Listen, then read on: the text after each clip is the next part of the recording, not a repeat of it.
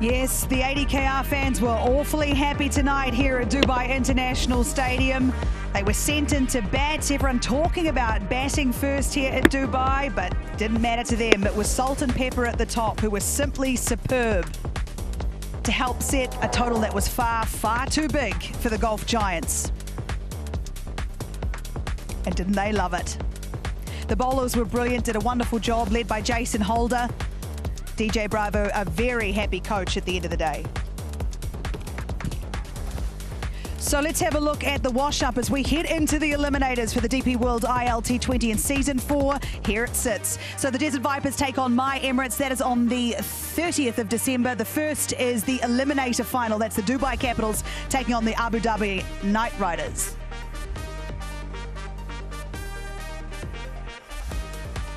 Hello everyone, thank you so much for joining us here on Cricket Safari. Phil Salt is joining Wasim Akram and Andy Flower.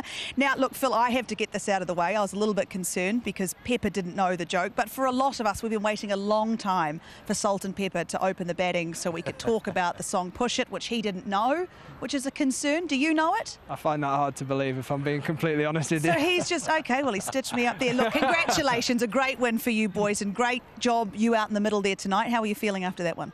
Feeling good. Obviously, it's really good to qualify for playoffs. It's a bit of a cliche, isn't it? And it's said a lot, but the momentum at the right time is the most important thing for us now. What do you put the momentum at the right time down to within this group?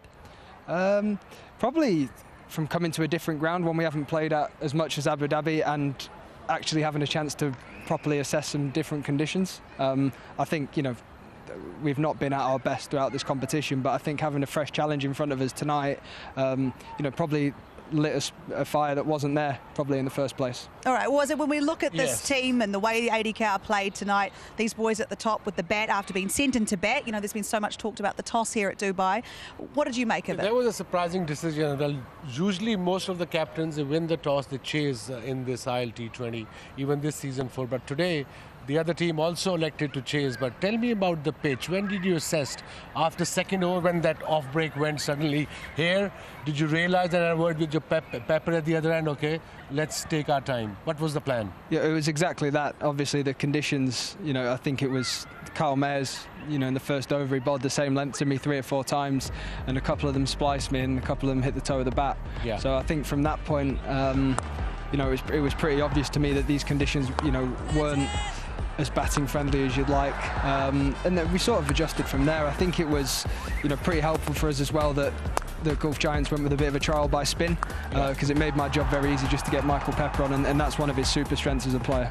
And I think when they were bowling with the new ball, especially after 2 to 3 overs, Giants, their fast bowlers were too predictable with slow balls, am I right? And that's what you were expecting, just the slow ball and fast ball, the quick delivery you can just see off? I'd say that definitely towards the end. I think Ali Khan did it quite well because he got his length so spot on that surface. That was one of the main things we spoke about at the halfway stage, is don't get too predictable, still hit the top of the stumps with your cross seamer.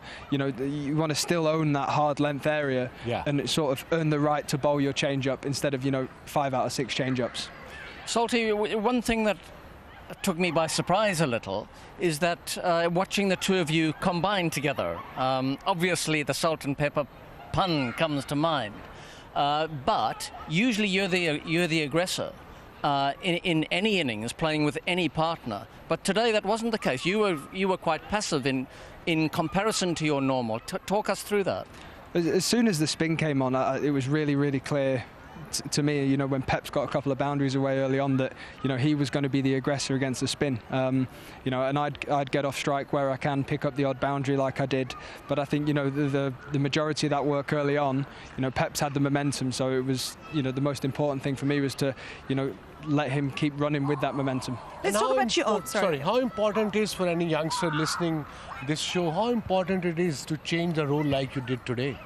Oh, it's massive. It's a team game. At times it can feel like it's very individual, but I think it was obviously playing to Pepper's strengths. So why would I not give him the strike when you can make it 2 of you playing against the opposition instead of 1? You're always giving yourself a far better chance. Excellent. You were huge in the field as well, wicket keeping obviously. Talk us through that and how you were trying to put pressure on the Gulf Giants batters. It was all about hitting a length, to be quite honest. The odd change up, I think it was because of the pace of the wicket. It was actually quite hard to set fields, get the fielders in the right positions because it was so slow. I'm looking at that catch there, that didn't stop going up. I got under it about this point and thought, oh no, this is going to hit me in the chest. That was a brilliant catch, one that some actually in this tournament wouldn't have caught. There's been some absolute stinkers go down here at Dubai International Stadium. But Andy, that keeping, and a lot of keeping that we've seen in this tournament, there's been very proactive keepers, getting in the air and just doing their job incredibly well. How would you rate his keeping tonight? No pressure, he's right here. Look, I'm a little biased with Salty because we worked closely together before. But I like the way that he works at his game, and it's nice seeing him get results with the gloves like he got tonight. But that's one aspect of it, the skill. You know, that skill of taking the sky. You look up there right now and you imagine a white ball going up into that black sky and having to track back and catch it perfectly, get your eyes close to the line of the ball. That takes a lot of practice. That's thousands of balls caught under lights in training, making that look really easy. That's not as easy as Salty made it look. And then the other aspect to the wicket keeping is the other stuff.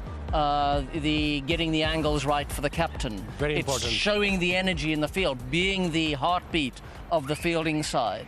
And those are other really important aspects. You see everything from behind the stumps. And so the information you're giving to the captain to help him make good tactical decisions is really important. Salty, would you agree with all of that? Absolutely. It's a big role, you know, it's more than just catching the ball. Especially when you've got, you know, guys like Sunil in the team. You know, sometimes that can actually become a little bit secondary because you've got so many other jobs. But, you know, it's something I do really enjoy doing, and I do work hard at it.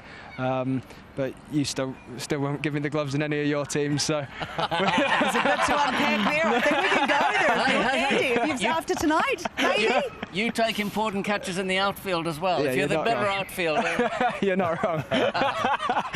That's very greedy to be good at both, to be perfectly honest. But so talk us through what happens next. So you have a few days off, you can chill and relax as you get ready for this eliminator. And this team hasn't been in one for a while now. So what's the plan? How do you approach it? I mean, it's pretty simple from my point of view. It's another game.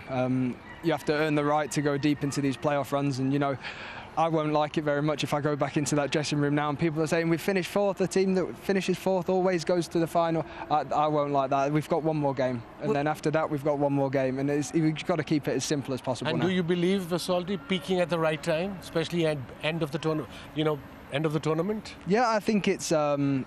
It can be a bit of a cliche at times, if I'm perfectly honest with you. I think, you know, it's not often you bring your best stuff and then follow it up with your best stuff again. You know, it'd be brilliant if it worked like that, but it's not always how it works. So, you know, it's on us to turn up properly, to train, to do our homework on the opposition, and then, you know, put in a solid performance. Excellent. It's just getting that seasoning just right, isn't it? He's got it in. I was going to sing, so as long as someone did it. Cut the feed. Thank you so much for coming over after a great win like that. We appreciate your time. Go and get in that dressing room. We'll make that comment about fourth going through once you've left. So thank you and enjoy the celebrations. We'll see you at the next one. And well done. Thanks, guys. Thank you. Thank you very much. Look, he was brilliant. We got curries bowling against salt and pepper in the neck. It's all too much, really, if you think about it. But no, he was truly mustard as well. Mustard. Oh, we've got it's too much. It's too much for me. I honestly, though, you do know that the song. How do we get the song "Push It" going around the stadium? We need to do something. We need to think on that. But if we look at his performance tonight with the bat, let's talk about Pepper. Let's watch some of his highlights because he was brilliant, and I enjoyed the way they both negotiated. He was the aggressor today, like Phil Salt just mentioned today. When he saw him came out and play a couple of very good shots on a slow pitch, he realized it's his day, and that's what the partners do.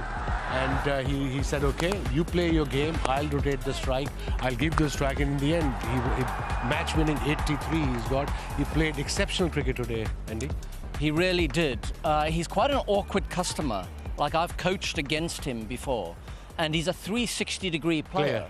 So he's generally looking for those gaps that are left in the field.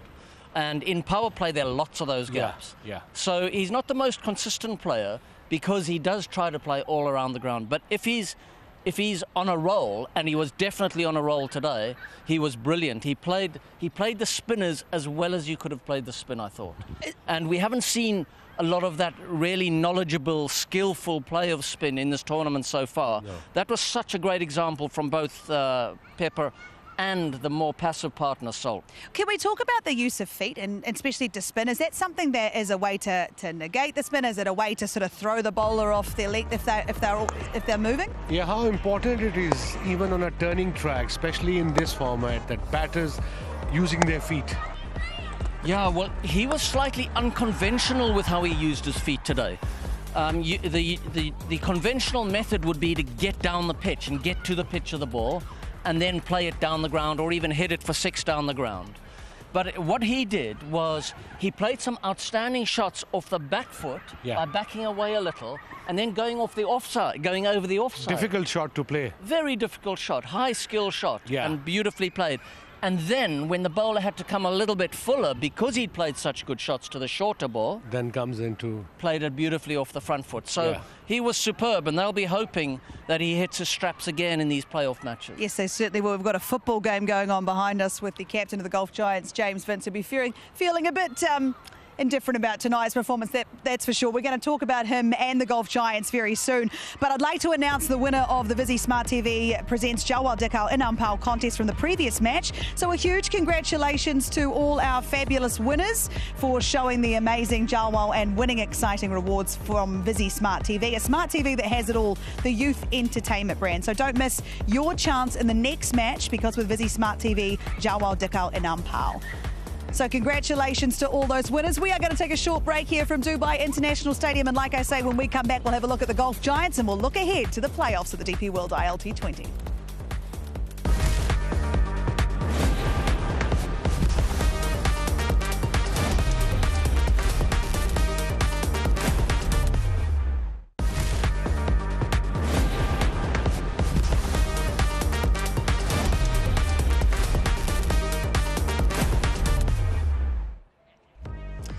Welcome back to Cricket Safari, Dubai International Stadium, and it was a big old win for the Abu Dhabi Knight Riders to see them go through. They will now take on the Dubai Capitals in the eliminator final here at the DP World ILT20. As you can see, some huge contributions from Salt and Pepper at the top for the Knight Riders, and some very, very good bowling. To me, the Golf Giants will progress no further in this tournament. Wasim Akram and Andy Flower still alongside me. And Andy, I guess the first thing we need to cover off just quickly is the poor old Golf Giants, a team you know oh so well, and it just was not their tournament this time, was it? No, a good start to the tournament. 3 wins out of their first 4 games, and they looked really confident. But they had Patum Nissanka opening the batting for them around that time, and he looked in such classy form. As soon as he left, they tailed off. Vince stepped up to open the batting, but Gurbaz didn't really step up as he needed to. Again, a failure tonight with the bat. Vince has not been in good form with the bat. That's definitely tailed off. Gurbaz getting out early on in the first over adds pressure. Doesn't matter how experienced you are as a batter as well, and especially when chasing a mammoth total of 180. And Gurbaz playing short on the first over, second ball. Just if you have a feel of the pitch, then play your shots. He's a good enough player. Yeah. But he's proving to be quite erratic. His outcomes. So that does put Vince under pressure, and he hasn't been in sparkling form. So it'll be terribly disappointing for James Vince as a captain. He's a proud player and leader, and I feel for Jonathan Trott, this is his first season as coach, and he would have felt very confident about the combinations that he had at the start of this tournament. To fall without getting into the playoffs will be a huge blow to him. But hopefully a brilliant learning experience for him as a coach. Yeah, absolutely. And yeah, like you say, lots to learn for the Golf Giants. So we say goodbye to them. But the ADKR train, it just keeps on rolling, and they are having a time of it. They've got a new captain this season in Jason Holder, who he's not new in any way, shape or form. He's played a lot of cricket, and tonight he just showed his worth. He showed his weight in gold. He bowled beautifully, and the skipper led from the from the front. His leadership was incredible. Positive wicket in the first over, and a brilliant catch by Phil Salt, and then of course again wicket of the skipper on the other end, and very good catch by Chawla after 5 years he's playing cricket, but he's done really well there, Payush. But overall performance was excellent by Knight Riders. captain leading from the front, and look at his record this year. Yeah, amazing. I mean, 9th calendar year, 97 wickets in 69 matches, and he probably go to 100. That's an incredible performance by this big unit. He is a big unit. I'm glad I haven't had to interview him yet. But Andy, you and I are almost a similar height, actually. That might be good for us. But no, he. What I like most about him is his bowling, and he's good at that. But the way he leads, I've really enjoyed watching him this season, because ADKR have had their troubles in this tournament. But I like the way he's gone about. I like the way he leads from the front. What is it that you like about him? Well, I have worked with Jason Holder before, and the first thing I'd say about him is he's a very nice man. He's a gentleman. He is. Totally. And he's the sort of guy that is respected in dressing rooms. Very pleasant company, but you can see how hungry he is. You can see it in his body language. And that's the sort of captain that people want to follow. The other thing that I think I notice about him at the moment is he seems very comfortable in his own skin. He's 34 years old. He's been around the block. He's captained his country. He's captained in and played in all sorts of franchise tournaments. He looks very comfortable with himself as a person. Now that's a great place to be when you're competing, because we all have our ups and downs, and if you're comfortable and confident as a person, you have a nice equilibrium and foundation from which to ride with the highs and lows that come your way. Yeah, absolutely. That's a very good point. Well, let's find out a little bit more about Jason Holder.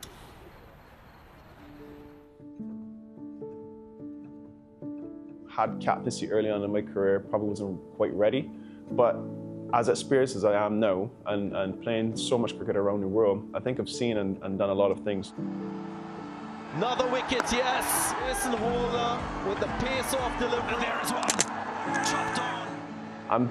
I'm more equipped now than probably was a few years back to be a leader, or to be a good captain. You know, I've always considered myself a leader, but to be a good captain now, I feel as though I've seen enough scenarios, been in enough teams, and probably experienced enough individuals to know how to get the best of the people. Ironically, you know, I've probably gotten the best of myself being captain for some reason. I don't know if it's because it helps you to really lock into the game and staying true to the game for the entire time. Whereas as a player, you tend to have periods that you can zone out.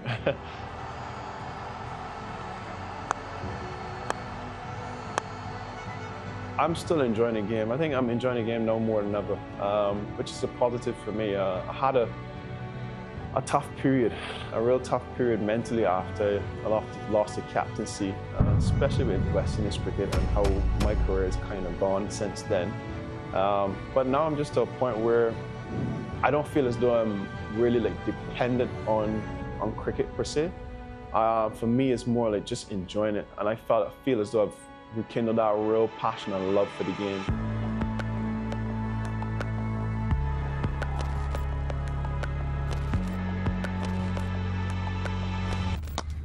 Lifting a trophy is what we aspire to do as professional athletes. So I think that's the part of my career that I think I would love to. I would love to just definitely just dive into and achieve a little bit more. I'm good. How are you? I consider myself a respectful person. You know, nice is your opinion. You know, if you want to form your opinion, I'm a nice guy, fair enough. But I would more so want to be remembered as a well-respected man in the game, rather than a nice guy.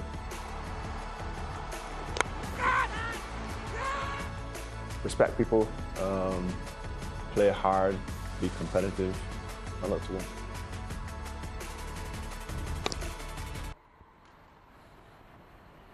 We retract our earlier statements. We respect him immensely. We think he is a very respectable young man. He's doing a wonderful job. And he likes to win. And he likes to win, which I think is very, very cool. And he was backed up beautifully by some of his West Indian mates, actually. And let's talk about Sunil Narine and tonight his performance. He's been sort of quiet, but he struck twice in one over, and he was simply superb. Big player, big match player.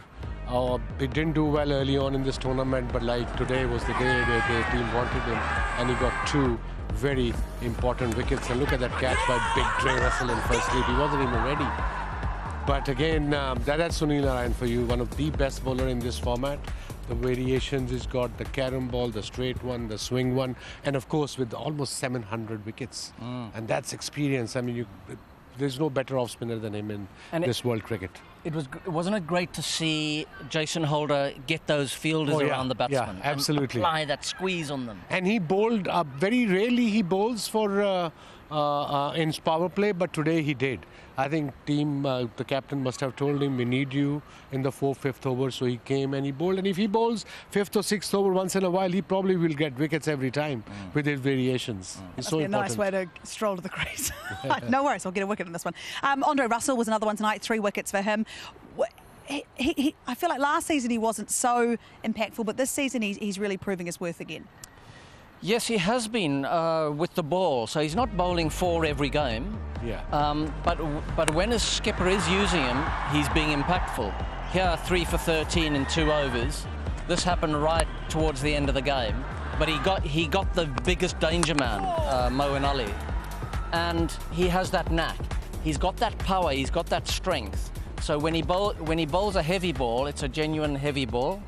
He can throw the Yorker up in the hole.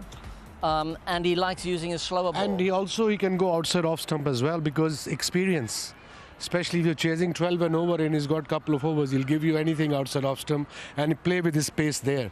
He's very, accurate there. He absolutely is, and he'll be crucial in the next matchup, because we are now into finals territory of the DP World ILT20, and the first qualifier 1, it is the My Emirates taking on the top of the table Desert Vipers.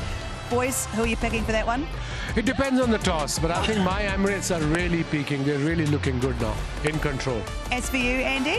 I'm going to bide my time before Andy, I pick anyone. Hold on, I want to see the pitch, get a feel of the condition. The toss. Exactly. Well, that match is in Abu Dhabi, and it is an interesting one, isn't it? Because the Vipers peaked early and sort of stayed peaking. They're doing very well, but the rest of the teams that are in it, they seem to be peaking at the right time. Yeah, the My Emirates look a dangerous side. They've got very good spinners in their squad as well. And, of course, they're batting. They have power hitters.